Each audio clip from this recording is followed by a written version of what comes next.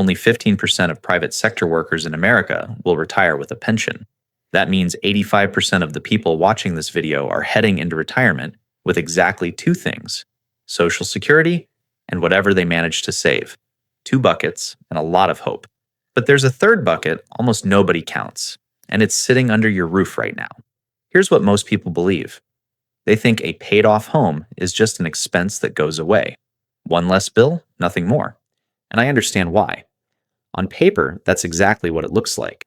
But that belief is incomplete, and the missing piece is the whole reason I made this video. A paid-off home doesn't just remove a cost. It quietly starts paying you every month in a way the IRS has decided not to touch. And it can protect your entire retirement from the one event that wipes out portfolios overnight. My name is Alex. If you've ever made that final mortgage payment and thought the hard part was over, stick with me, because the real work is just getting started. I'm going to show you the hidden income that home is already generating for you, and the exact ways that value can quietly disappear if you don't manage it right. Once you understand how this asset actually works, you'll stop treating it like a trophy and start treating it like the paycheck it already is. That third bucket has a name most retirees have never heard, and it starts with a number that changes everything about how you look at your monthly budget: the invisible paycheck. Here's a question worth sitting with for a second. If you handed someone a check for $2,000 every single month, tax-free, guaranteed, for the rest of their life, would they notice? Of course they would. So why does almost nobody notice when their own paid-off house is doing exactly that? Let's start with the part everybody sort of understands, but almost nobody measures correctly: the money. When your home is paid off, you've eliminated what is, for most households, the biggest bill in the entire budget.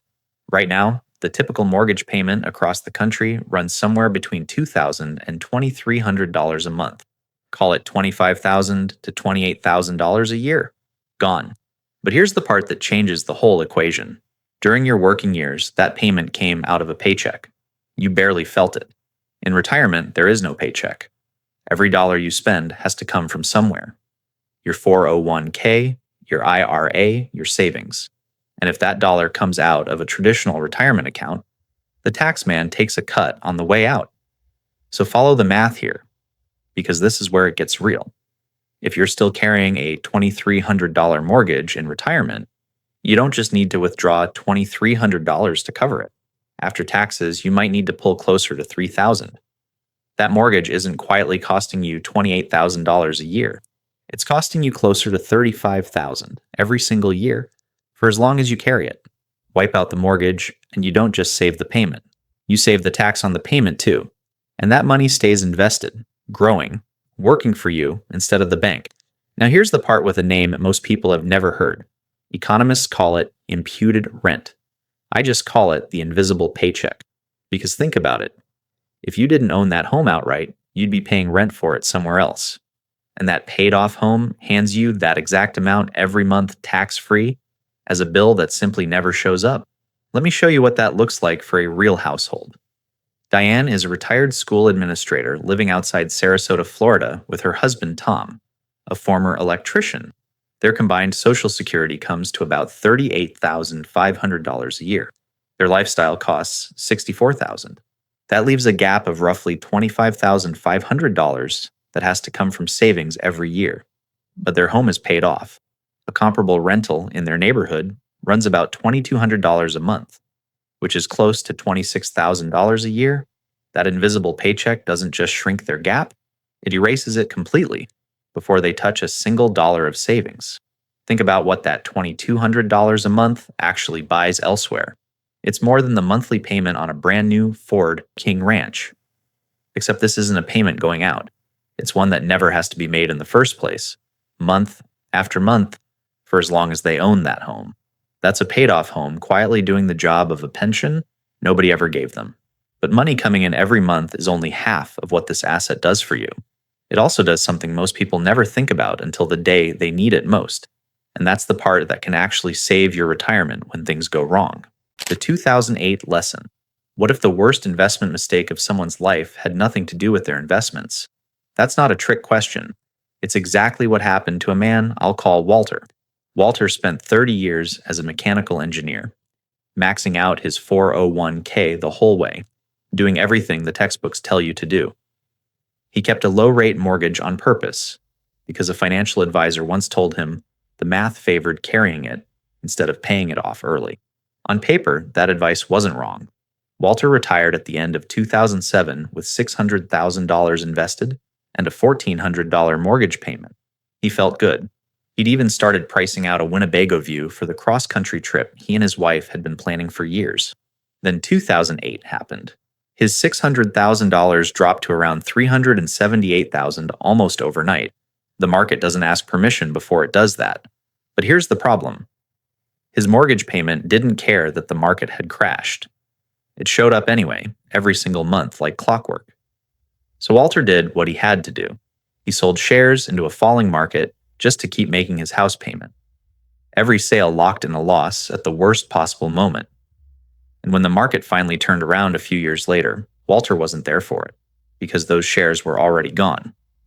He'd sold the seed corn to get through the winter. There's a name for this in the financial world. Sequence of returns risk. It just means a bad market shows up early in your retirement at the exact same time you're forced to keep pulling money out anyway. It's one of the most dangerous forces in retirement planning, and it's a quiet one. Nobody warns you about it the way they warn you about running out of money. It just shows up, uninvited, and does its damage in the background. Now here's the question worth asking yourself. If the market dropped 30% next year, and someday it will, would you be forced to sell? Or could you just wait it out? Most people have never actually run that number. That's not a knock on you. Nobody ever sits you down and makes you calculate it. Here's what a paid-off home does about all of this.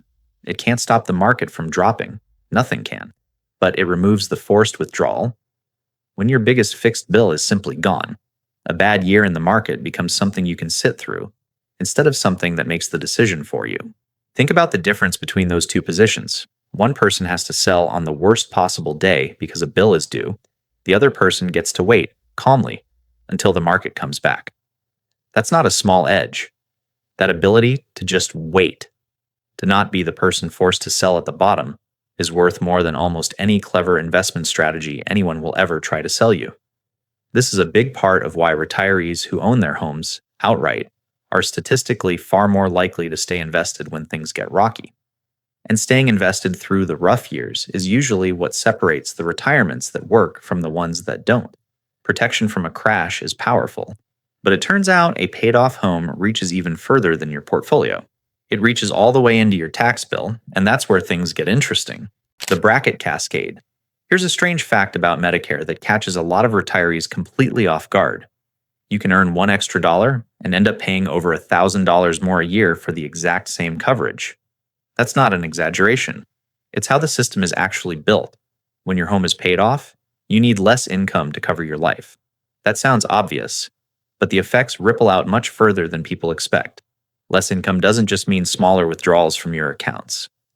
It can quietly move you into a lower tax bracket entirely, and it touches parts of your finances that have nothing to do with your 401k. Let's say a household needs $90,000 a year to live comfortably. If they're still dragging a $30,000 mortgage behind them, they may need to generate closer to $120,000 of gross income just to cover everything after taxes.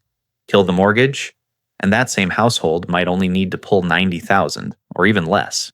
That is a completely different tax situation.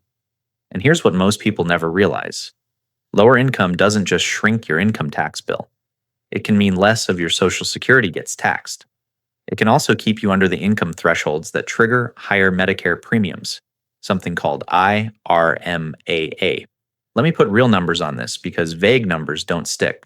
This year, if a married couple's income crosses $218,000, or a single filer crosses $109,000, Medicare adds a surcharge on top of the standard Part B premium.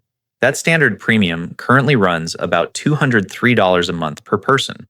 Cross that line, even by a single dollar, and it jumps to around $284 a month per person for the entire year. That's not a slope you slide down. It's a cliff you fall off. Consider Renee, a retired hospital pharmacist in Scottsdale, Arizona. She and her husband had their sights set on a Viking river cruise through the Rhine Valley, the kind of trip they'd been putting off for a decade. One extra IRA withdrawal to help cover it. and they nearly walked themselves right over that $218,000 line.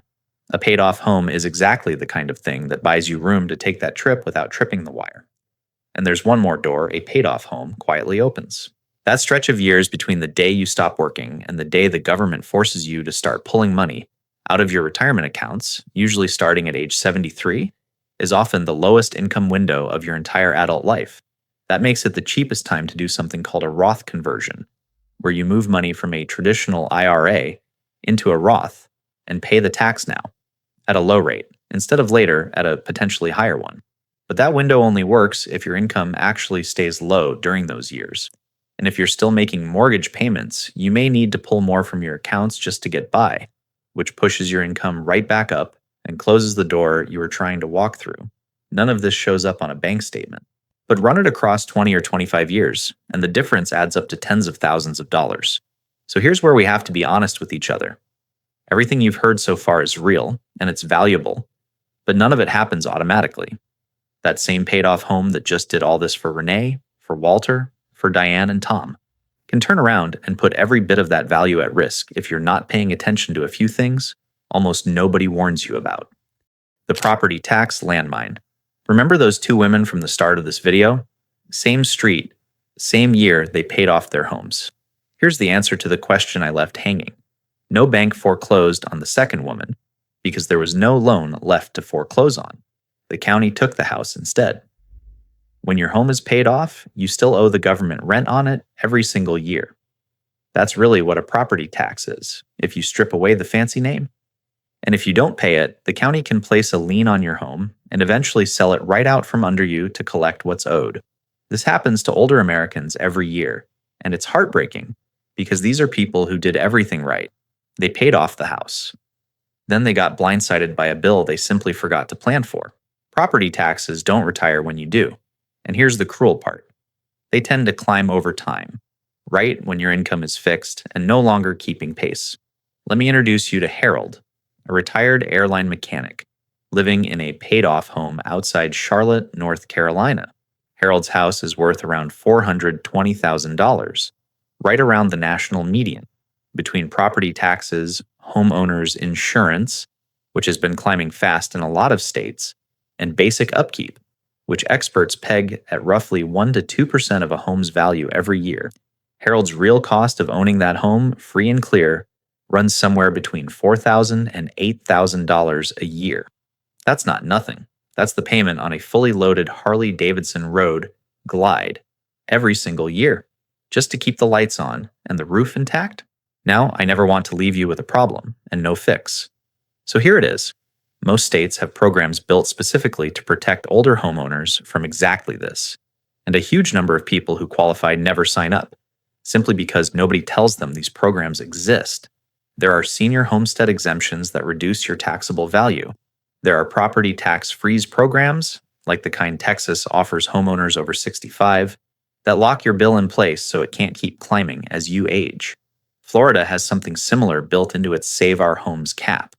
And in a number of states, there are property tax deferral programs, where qualifying seniors can legally postpone paying their property taxes altogether.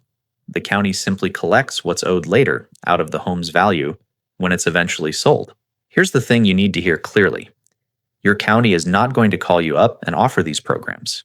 You have to go find them yourself, and there are deadlines attached. So this week, do one simple thing. Look up the senior property tax exemption for your state. One phone call to your county property and appraiser's office could save you thousands of dollars a year and protect the home you spent decades paying for. That's the first landmine handled. But there's a second one waiting, and this one is quieter. It doesn't show up in a tax bill or a county notice.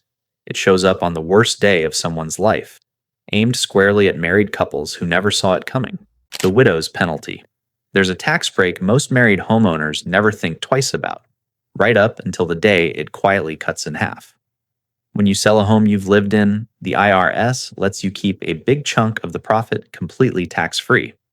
For a married couple, that exclusion is $500,000 of gain. For a single person, it drops to $250,000. Most people hear that number once, file it away, and never think about it again. Here's where it turns. When one spouse passes away, the surviving spouse gets a limited window. generally 2 years from the date of death, to sell the home and still claim that full $500,000 exclusion. Miss that window, and the exclusion drops straight down to $250,000. Think about what that means for someone who bought their home decades ago in a market that's climbed the whole way. For folks who've owned a place in a hot area for 30 or 40 years, that difference can mean an unexpected tax bill of tens of thousands of dollars, landing on a grieving spouse who's already lost their partner and one of their 2 Social Security checks in the same year. Let me tell you about Beverly, a retired dental hygienist in Boulder, Colorado. She and her husband Gene bought their home in 1986 for around $90,000. By the time Gene passed away, that same house was worth close to $700,000. Beverly wasn't thinking about tax deadlines. She was thinking about the empty side of the bed, and the fact that the Sunday drives they used to take up to Estes Park in Gene's old Jeep Wrangler were gone for good. Selling the house was the last thing on her mind, and that's exactly the problem.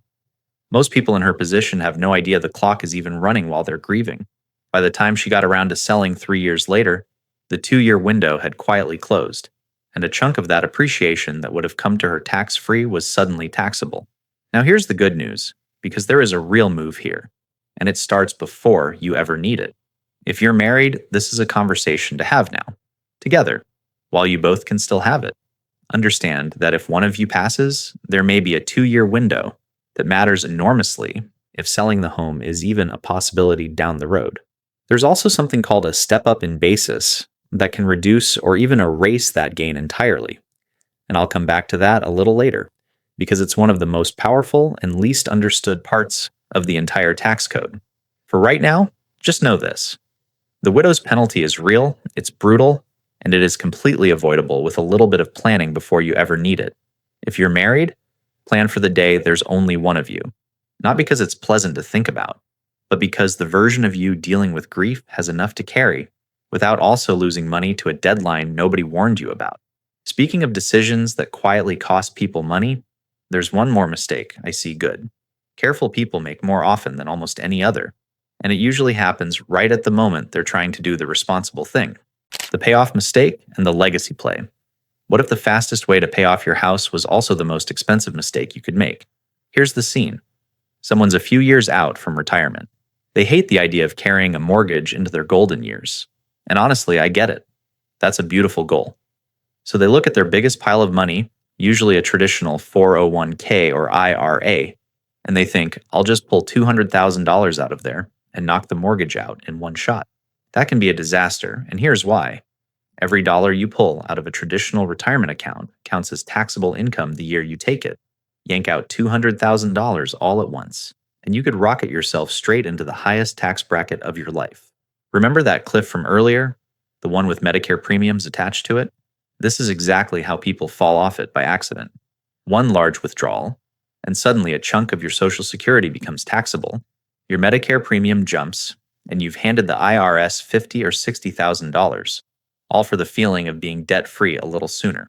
Take Diane's brother-in-law, Gary, a retired postal supervisor in Tulsa, Oklahoma.